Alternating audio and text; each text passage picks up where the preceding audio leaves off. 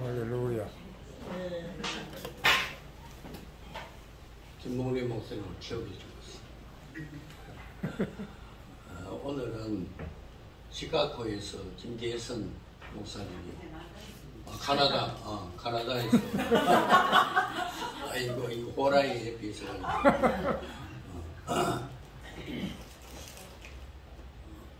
왔는데 오늘 아침 설교하게 되어서 대단히 감사합니다. 나와서 말씀 전도할 때 많은 은혜가 계시길 바랍니다. 아멘.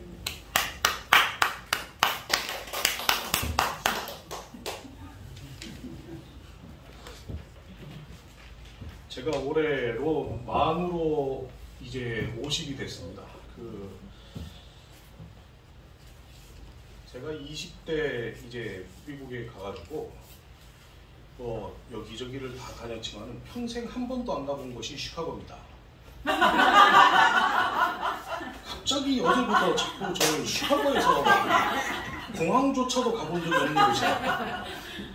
저는 지금 아내와 또 그 아이들과 함께 캐나다 빅토리아에서 지금 이렇게 교회를 또 섬기고 있고 또 영어 예배 담당자 목사로 사역을 하고 있습니다.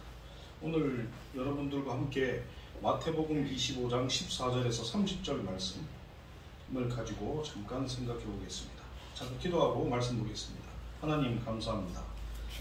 주님께서 귀한 은혜를 더하시고 또 이 귀한 자리에 주님 말씀 전할 수 있도록 인도하심을 감사합니다. 온전히 주님의 말씀만 선포되는 이 시간 될 수 있도록 도와주시옵소서. 예수님 이름으로 기도드립니다. 아멘. 오늘은 자기 소유를 맡김과 같으니라는 제목으로 말씀을 전합니다. 자, 우리 본문 14절 말씀하고 우리 30절 말씀을 한번 볼까요? 본문 14절에 또 어떤 사람이 타국에 갈 때 그 종들을 불러 자기 소유를 맡김과 같으니라고 말씀하고 있습니다. 14절의 말씀을 우리가 보면은 이게 어디 얘기인지를 잘 모르는 경우가 많이 있습니다. 1절 말씀에 보면은 예수님께서 비유로 말씀하신 천국이 어떤 곳인가에 대한 설명의 연장선상에 있는 말씀이죠.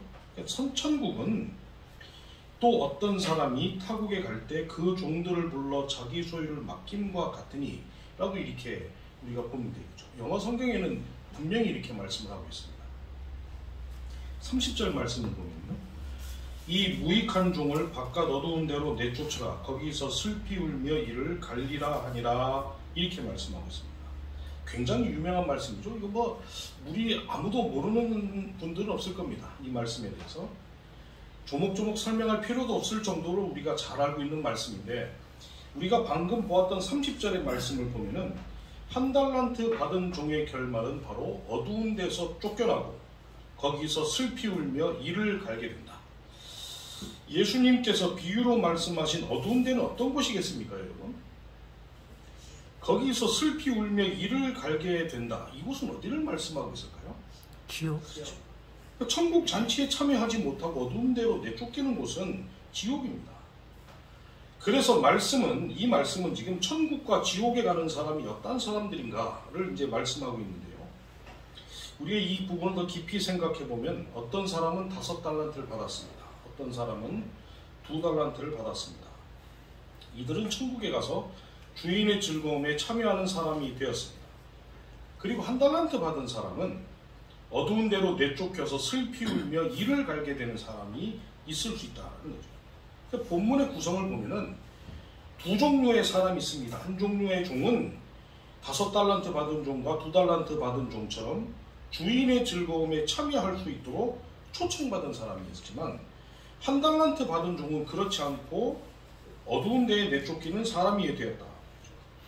그런데 여러분, 우리가 여기서 정말 깊이 생각해 봐야 되는 것은, 주인에게 초청을 받았든지 아니면 어두운 데 내쫓겼든지 간에 이 종들에게는 모두 주인이 주었던 달란트가 있었다.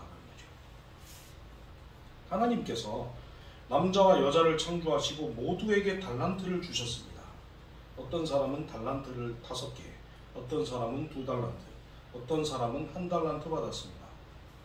이들의 최종 종착지가 천국이든 지옥이든 상관없이 하나님께서 누구에게 다 달란트를 주시고 그래서 우리가 태어난 이 모든 사람들은 이 세상 사람들에게 다 달란트가 있다는 것이죠. 근데 문제는 이 달란트라는 화폐 단위가 생소하다는 거예요. 우리 뭐 달란트라는 말 굉장히 쉽게 사용하잖아요, 그죠? 뭐 평생 독신으로 사는 사람에게도 당신은 독신의 은사, 독신의 달란트를 받았다, 뭐 이런 얘기를 하잖아요. 예수님 시대에 달란트라는 것이 과연 어떤 가치가 있는가에 대해서 우리가 잘 생각하지 못하기 때문에 이런 말들을 스스럼없이 한다는 거죠. 예수님께서 비유로 말씀하셨을 때에 이 당시의 유다 사회의 배경을 좀 우리가 살펴보면요. 유다가 주전 587년경에 바벨론으로부터 완전히 멸망당했습니다. 그 후에는 유다는 바벨론, 페르시아, 그리스의 식민지로서 무려 500년이 넘는 세월을 보내게 되었죠. 그리고 예수님께서 이 땅에 오시기 63년 전에 예루살렘은 다시 로마의 장군 폼페이우스에 의해서 정복당합니다. 그리고 이때로부터 로마 제국은 이제 유다를 다스리기 시작했죠. 그런데 문제는 이스라엘이 가지고 있었던 사상은 유일신 사상이었습니다. 그랬기 때문에 처음에 로마는 이 유다를 억압하려고 하기보다는 이들이 가지고 있는 문화와 전통을 존중해주자. 그리고 이들과 함께 공존하는 법을 한번 배워보려고 했습니다. 그렇지만은 로마의 속국으로서의 유다를 통치하기 위해서 로마가 제일 먼저 단행했던 것은 바로 화폐 단위를 바꿨다. 그래서 로마가 통치하면서부터 유다는 로마의 화폐를 사용하였고 동시에 전부터 사용하고 있었던 그리스 화폐 또한 함께 유다 사회에서 통용되는, 그러니까 진짜 뒤죽박죽 되는 이 사회로 바뀌게 되었다. 그리고 뿐만 아니라 로마 정부가 유다에게 했던 일 중에 또 다른 하나는 유다가 자치정부를 구성할 수 있도록 했었죠. 당시 로마 제국은 자기들이 정복하였던 다른 나라들을 강력한 로마 중앙 정치 속에 편입시키지 않았습니다. 오히려 로마 제국은 이들이 자기들만의 자치정부를 구성할 수 있도록 허락했다라는 것이죠. 그래서 이와 마찬가지로 유다도 역시 자기들만의 자치정부를 구성했지만 이 자치정부의 수장은 누구냐? 로마 제국이 임명한 사람으로서 구성할 수 있도록 그렇게 이제 했다는 것이죠. 그래서 탄생하게 되었던 것이 바로 사내들인 공의회였습니다. 그러니까 로마의 정책에 따라 세워진 이 사내들인 공의회는 모세 율법을 기준으로 삼았죠. 그래서 모세 율법에 위반되는 사람들은 공의회에 세운 후에 이들에게 형량을 부과하였습니다.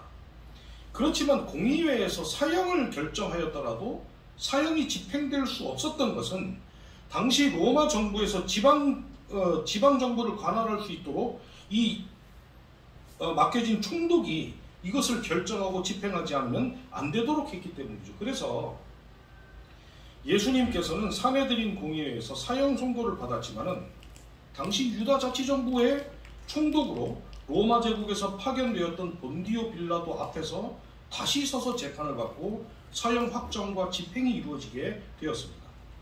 어쨌든 이것이 당시 유다 사회에서 일어나고 있었던 사회적인 배경이었습니다. 그렇다면 화폐 단위의 변화는 어땠는가? 신약시대 다른 종류의 다른 화폐가 많이 있었습니다. 그런데 로마 정부의 등장으로 인해서 유다는 로마와 그리스 화폐 단위를 다 사용을 하게 되었는데요. 당시 로마 정부에서 기준으로 삼고 있었던 화폐가 은데나리온이었습니다. 이것은 그리스 화폐 단위였던 드라크마와 같은 가치를 가지고 있었죠. 그래서 1데나리온이라고 하면은 어떤 한 사람의 하루 노동 임금으로 여겨졌다는 거죠. 지금 오늘날 우리가 가치로 보면 약 10만 원 정도 된다라고 우리 보면 되겠습니다. 그리고 또 다른 일반적인 화폐는 은세겔이었습니다. 은 한 세겔이다라는 것은 4데나리온의 가치를 가지고 있었습니다. 그리고 아사리온이라는 화폐가 있죠. 한 아사리온은 1데나리온의 4분의 1 정도의 가치를 가지고 있었습니다. 마태복음 10장 29절에 참새 2마리가 한 아사리온에 팔렸고, 또 우리가 하루 종일 먹을 수 있었던 이 큰 빵 하나를 사려고 하면은 한 아사리온을 내면 된다라는 것이었습니다. 그리고 가장 작은 로마의 화폐 단위가 고드란트였는데요. 이 고드란트는 한 아사리온의 4분의 1의 가치를 가지고 있었습니다. 그러니까 마태복음 5장 26절 말씀에 진실로 내게 이르노니 내가 한 푼이라도 남김이 없이 다 갚기 전에는 결코 거기서 나오지 못하리라 예수님이 말씀하셨죠. 여기에 한 푼이라도라는 말씀은 이 한 고들한테의 단위를 말씀하고 있습니다.